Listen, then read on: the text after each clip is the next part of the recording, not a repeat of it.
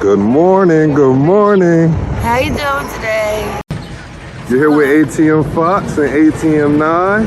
She's my special guest today. Okay, nice to meet you. May I have your name, miss?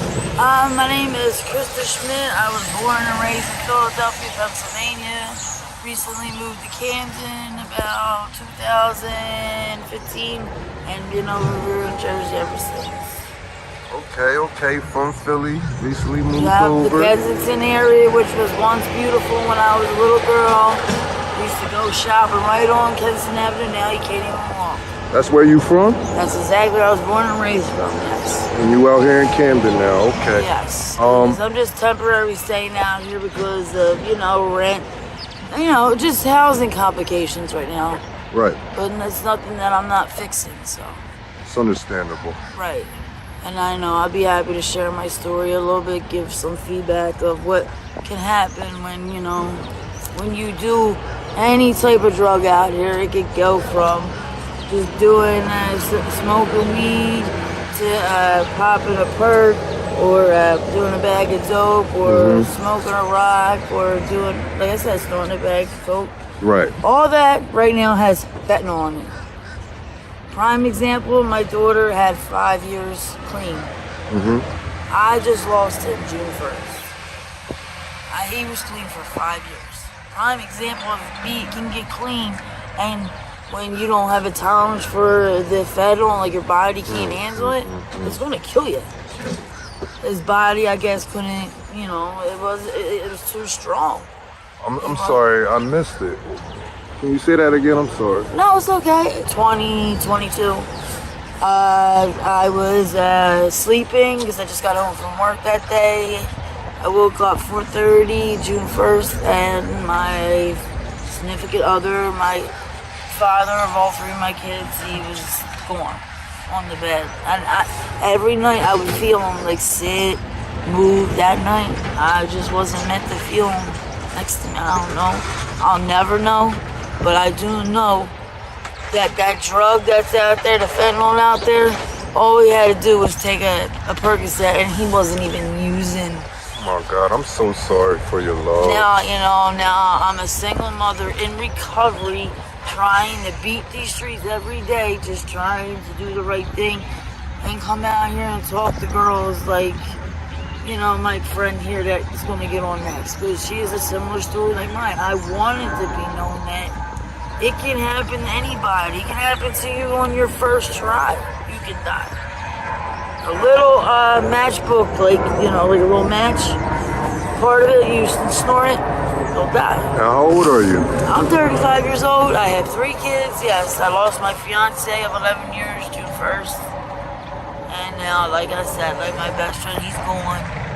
So it's like, I don't know sometimes to turn left or right, but what I do to reach out to my higher power, and I just pray all the time and just speak about it, talk about it. I don't care if I look crazy walking down the street. I talk how I feel because, I'm very spiritual. Yes, I'm in recovery right now. I'm on the methadone clinic. Okay, so it's been methadone. Yeah, I'm on the methadone clinic as we speak now. I'm on 35 milligrams. Do I want to go higher? Absolutely not. How often are you using? Right now, every day is getting better because I'm using less every day now. It's good. Because I went from doing 4 bags to now I'm down to maybe a bag or a half a bag a day. I'm irritable at nighttime when I can't sleep. Even I don't even want to do that, but if I don't, then I don't feel good because, like I said, I'm on a really small dose that you could be on methadone because that's what they give you at first. Now, let's take it back a little bit. What was your childhood like? My childhood, I had a beautiful childhood. I came from Philadelphia, the Port Richmond area, one of the nice areas of Kensington when it was beautiful. Like I said, you could walk around there. It wasn't zombie land at the time. Everybody really knew now is dying, were alive once, had good lives. Like I said, I went to Catholic schools, graduated high school, I graduated cosmetology school. I had a boy for 5 years all through high school. I broke up with him in 2000. 9. Then my grandmother passed away. That started leading into the perks more. Because at first I got hurt. And then I was just taking them on the low when nobody would see me or whatever. Because I'm like, damn, I'm starting to feel a little sick. So, like, it starts out with the pills is the gateway to everything. Everybody that I know that has been high on opiates out here will tell you that they probably started using Percocet 5 milligrams. And then a half, and then 2 halves, and then 110, and then a 15, and a 20, and 30. For you know, you can't be paying for all that because it's $30 a piece. So you can go buy a $5 bag of dope, and you're off to the races. After that, because it's easy to buy. When's the last time you used?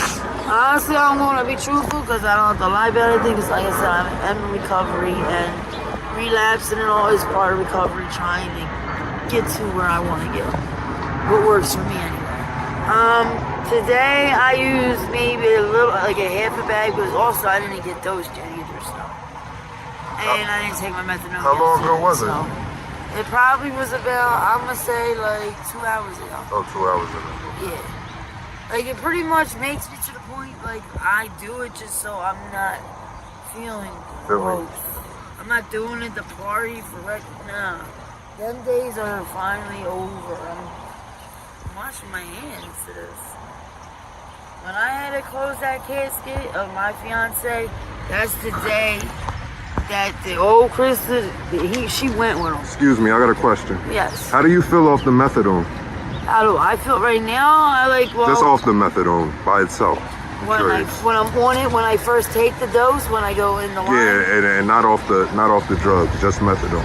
Honestly, like, I'm gonna tell you, like, it's not gonna hit you and you're not gonna get high off it. I'm gonna tell you that right now. No matter what milligram you're on, when you go in there, no, you're gonna go in there and take your medicine as prescribed, and the doctor's gonna see where you belong. Honestly, they try to work with you. So you don't have to keep going up. Oh, my tummy hurts. Let's go, tell me. No, it doesn't work that way. Because it takes 30 days for it to get into your actual bloodstream for it to actually start working. Okay. You don't feel good right away. I'm going to tell you right now. Yeah, you probably will feel like shit for the first 2 weeks. But you got to toughen up. Put your big girl panties on or your big boy so panties you can't, on. You can't just use methadone and no drugs though? Oh, I can. I know weed is well, now it's legal in Jersey, but That'll even help. though I have a vape, that's the next thing I use because I also suffer from anxiety and depression where I have anxiety attacks and I'm supposed to be on medication for that. I can't get because there's like no doctors to go to. So that's another thing I have to buy. And buying that is scary too because if I don't know where the prescription's coming from. Can I tell you something? I like how you keep up with yourself. Absolutely, because I say this to myself Your all the nails time. done. I practice about all this. This is to show you that. Got a nice hairstyle. That's what I'm saying. You can still be able to do the things you still like in like going through the process of recovery and not lose yourself and what you really did look like before you came out here. Because honestly, I can't stand looking like shit. I'll tell you that right now. I said, I'm not going out there looking like that. Oh, no. The rain is coming down. Yeah, I don't even care. Like, some of these girls just get to the point that they don't even care if they even got a bath today. Have you ever had to work out here on these streets? Did I ever have to work out? Not so much work out here. I have slept out here. Oh, yeah. Slept. Hell yeah. Got in arguments with family members. I know where to go. Came down here and slept with friends I knew that was outside that actually had my back at the time when they were I did have actual friends. Because in Camden, I'm going to let you know the biggest quote. So no such thing as friends in Camden when it comes to the drugs. Say that again. There's no such things as friends when it comes to the street drugs because all people do is, oh, can I get this? Can I get that? And then 2 days later, they walk down the block and they turn the other cheek. They just use you for another day and another dollar. Hey, yo, I'm gonna keep it real with you. You don't look like you belong in the streets. I don't belong out here. I tell Especially these myself, streets. yes, You look like you belong in a movie or something. You look like an actor. Actress, I'm sorry. Yeah, because I like to talk, as you can tell. I lay my shit. I'll tell you whatever you got. I don't care. I'm not going to sugarcoat nothing for people no more. These drugs will kill you, and if they don't kill you, they're going to kill your loved one. I said, I'm still breathing, right? I'm alive. That's Where do what you I see said. yourself in 6 months? In 6 months, I see myself hopefully like working, like blind detoxing myself off the methadone, staying more involved with addiction, helping people, going around trying to talk to people, advocate these young girls out here that think that they're not worth anything because they're tricking when they are worth something because they are somebody's daughter, mom, cousin, aunt, whatever, friends, you know, it's somebody's sibling, you know. So I try to explain to them, like, when you think things get hard, listen to somebody else's story. Somebody got it worse than you do next. How long have you been addicted before? How long have you been addicted in these streets? 15 years. I took my first narcotic at 19, 20, yeah. And now I'm 35. I'm going to be 36 next month. Who introduced you? Who introduced you? My high school sweetheart of 5 years. Yeah. He thought it was okay to say, I said, I have menstrual cramps. Can you please go give me some? Not meaning go get drugs, because I didn't know nothing about any pills. I was in high school. I didn't know nothing all about that kind of stuff. And that's what he went and got you. And that's what he wanted to get me. He got me. They said, take these. They're a little strong. You know, you might feel loopy, but you'll go to sleep and you'll wake up in the morning feeling better. Well, yeah, every morning I had to wake up feeling better and then spending more money busting my ass. Don't know how I still got to work at the daycare. Do you think he did not it? get caught because, I mean, I had to use to go to work, function. I was a functional accident. I had it. But nobody knew. Do you think he did it purposely? Honestly, I don't think he intentionally. That's why I don't blame him. He wasn't aware neither, huh? He wasn't aware of what it could take you into, I think. That's more like So both of you so guys. I forgive him because technically he didn't know. He just thought like, oh, all right, you're going to feel good. You're going to go to sleep and wake up in the morning and feel better. Did he end up struck out too? From what I know, he lives in Philly. He still lives at home with his mother. And he's also, 3-4 years older than me. I'm 35, so he's like, probably like 41 now. So living with his mom, don't have no kids. Like, he'll hit me up here and there and has a whole girlfriend. And I'm like, wow. Like, you should have thought about that when we broke up and all that. No. Because I don't go backwards. You're supposed to move forward when somebody hurt you. So, after that, you know, I took a break in 2009 to like 2010, 11. That's when I met my daughter's father. Okay, last question. What would you tell the youth out here ripping and running these streets, out here strung out on drugs in the streets of Camden? I'm gonna tell you. What advice would you give I'm them? gonna lay you down straight. Advice: go get help. Go to rehabs. Everything's open. Stop being lazy because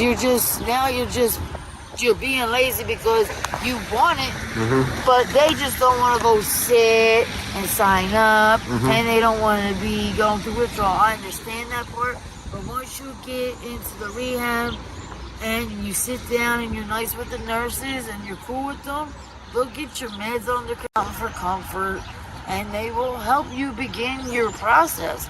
But you gotta toughen up, you know, grab your big boy panties and girl panties, whatever, big boy shorts, whatever, and say, you know what, you're only gonna feel a little crappy for the first like 3-4 days. What's your plans because after getting clean? Medicated anyway, so. What's your plans after getting clean? being the mother that I'm still supposed to be from day one, staying clean, spreading my word, my stories to people to let them know that there is a better life than the streets. Because honestly, I know I deserve better, and I'm going to be better, because I can guarantee you within the next 2 years, you're going to hear about me. You might not be famous. Right. I want to come out on the TV somewhere, even if it's for a 5-minute commercial on some kind of recovery situation. And it will be dedicated in memory of my daughter's father, and how things can be changed, and how things can be better if you want it to be better. Once you get clean, I hope you get your moment to shine. I will. Hope you do. I know you will. I know you will. Famous, even if it's for 5 minutes of fame on TV, just saying something about recovery. Like, you can do this, come, work with females that have been in my, losing baby daddies, and then they're lost on the streets now, walk with other men because they don't want to be alone. Well, guess what? That don't help either, because they're just chasing for the next high after them. Listen, you can talk I can talk to you all day until I'm black and blue in the face. You speaking into existence. Get your moment of but shine. that's what you need to be hearing. I just want to be heard, so the shit's real. Like, look, now I have to wear my daughter's father's ashes on my wrist. Okay, my best friend is right here for the rest of my life. I'm sorry to hear that. Yes. So I'm glad you try still have it on you. Yes. I heard about you, being homeless out here on these streets of Camden. It's rough out here. I got a 10-year-old little girl. I've had it all. I had it all. I got sick with COVID in 2019, and from there, it's just been like, I'll go 3 steps like forward, get better, then 10 steps backwards when something comes up. So, I'm trying to work on myself with getting myself better past that part, because that's the part I need to work on, is getting past the barriers. Getting over the hurdle. Yeah, because listen, I know for a fact that I'm going to make it, because I'm not dying on the street. My death certificate ain't going to say cause of death, drug overdose, or accidental, or whatever, intoxicated. No, sorry, because that's not the way I'm supposed to go out like that. Well, my camera's about to go out. It's dying So now. I hope I talk enough and spread the love. I don't care who you show, because you know what? Somebody might get something out of this. I hope they do. I'd like to thank you for your time. Absolutely. Name's ATM Fox. You've been a wonderful interviewee for me. No problem. If I can help somebody better the city of Camden and get things popping and try to go around and start talking to you about things, I want to try to start doing that when I'm a little bit better yet. I'm not there yet, so. All Time Media be praying for you. You talking for them right now. For the city of Camden. Thank you. Join All Time Media's Patreon for exclusive content and behind-the-scenes content and face-to-face live video chat. Thank you, guys. The link is in the description below.